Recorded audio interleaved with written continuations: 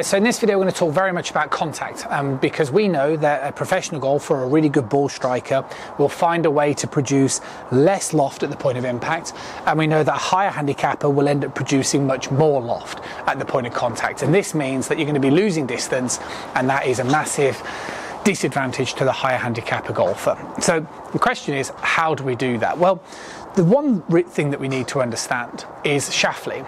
So that basically means that when we hit the golf ball, we want the handle to be further ahead of the club head in the impact position than it was where it started.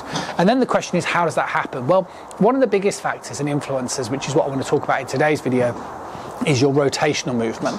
Because if I kind of get set up here, just left hand only, when we hold the golf club, because we have to grip the club in a sort of angle, right? So we hold the club like so in the fingers, and then we sit this hand on top, sit the palm on top, the heel on top. It creates an angle between the back of my wrist and the back of my forearm, as I'm demonstrating very much here. Now, once we have that in the setup position, when we hit the golf ball, we know that professional golfers don't return with this wrist position, and the reason for that is because they're more open. Okay, now if I mimic a professional impact from address, so they'll address the ball similar to what I'm demonstrating here, but at impact we know that the pro will have more movement to the left and the body will be more open. And if you imagine, if we focus on the relationship between my left shoulder and the club head, okay, so in the address position, that's the distance between my shoulder and the club head, and that's why my wrist looks like this. But if my shoulder moves further away from the club head, then you can see the way the wrist will start to flatten. So what you've got to bear in mind is one of the biggest influences on shaft lean is being more open coming in towards that impact position. So having your lower body and your chest facing more towards the target will give you the capability to induce more shaft lean. Now, the second thing, okay, which is going to be really important, is the ability to strike down on the golf ball. Okay, so there's two things that are playing a big role here that give us more shaft lean, more compression, less loft.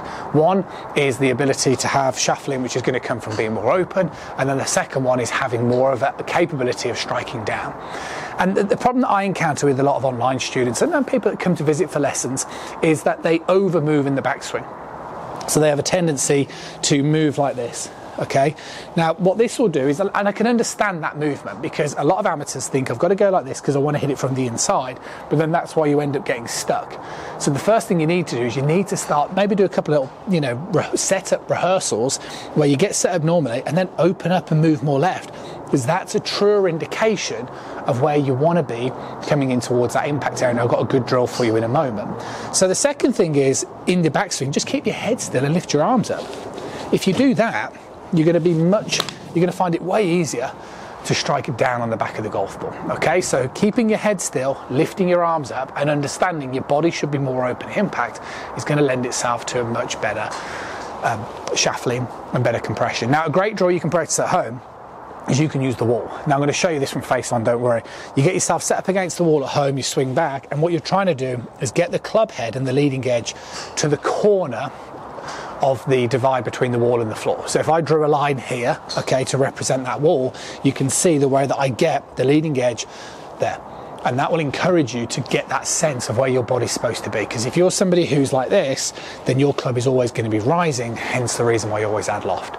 So majority of students that I work with will do something like the wall drill, the line drill, where I'll get people to really try and strike more down and left, because this promotes them to start rotating, promotes them to start hitting more down on the ball, and it makes a big difference to quality of contact.